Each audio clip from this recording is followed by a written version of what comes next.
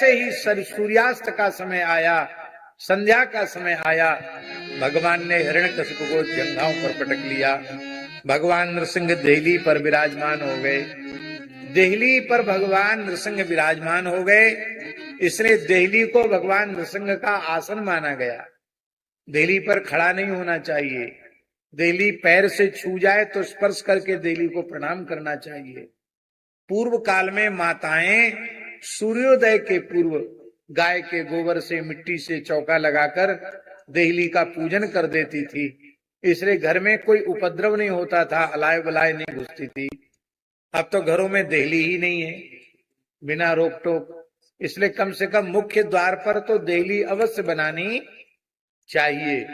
देहली आवश्यक है प्रत्येक भवन में। पुराने मंदिरों में देखा होगा, घरों में देखा होगा, सब घरों में देहली बनती है।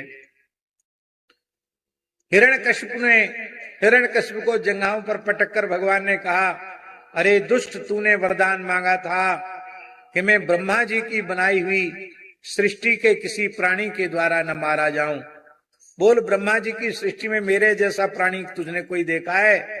बोले, महाराज आपका मुख तो सिंह का है, बाकी आपका शरीर देवता का है, आपके जैसा स्वरूप तो मैंने कभी ब्रह्मा जी की सृष्टि में नहीं देखा।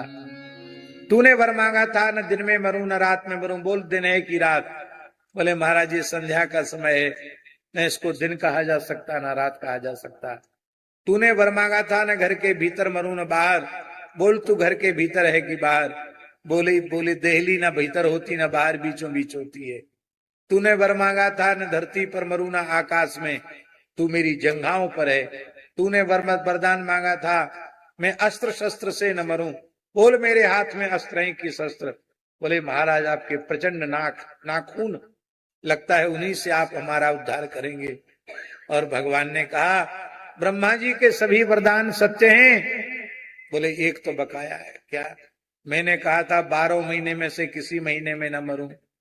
भगवान ने कहा, तुम्हारे लिए हमने 13वां महीना बना दिया, पुरुषोत्तम मास। उस समय अधिक वैशाख मास था। बोले, ब्रह्मा जी के सब वरदान सत्य हैं? बोले, हाँ सत्य हैं। पुरुषोत्तम मास अभी जेठ में आने वाला है, इसका बड़ा महात्म्य है। पुरुषोत्तम मास में कोई भी सत्कर्म हजारों गुना हो जाता है, अनंत गुना हो जाता है। कार्तिक मास में जो दीपदान की विधि है, वो दीपदान का पुण्य अधिक मास पुरुषोत्तम मास में 1000 गुना बढ़ जाता है। इसलिए अभी अधिक मास आने वाला है, हो सके तो किसी तीर्थ में अधिक मास व्यतीत करना, गंगा यमुना आदि में स्नान करना, और जितना हो सके नियम सेवा करना, भगवान को नित्य तुलसी से अर्चन करना, और नित्य भगवान के सामने दीपक अवश्य, दीपदान अवश्य करना।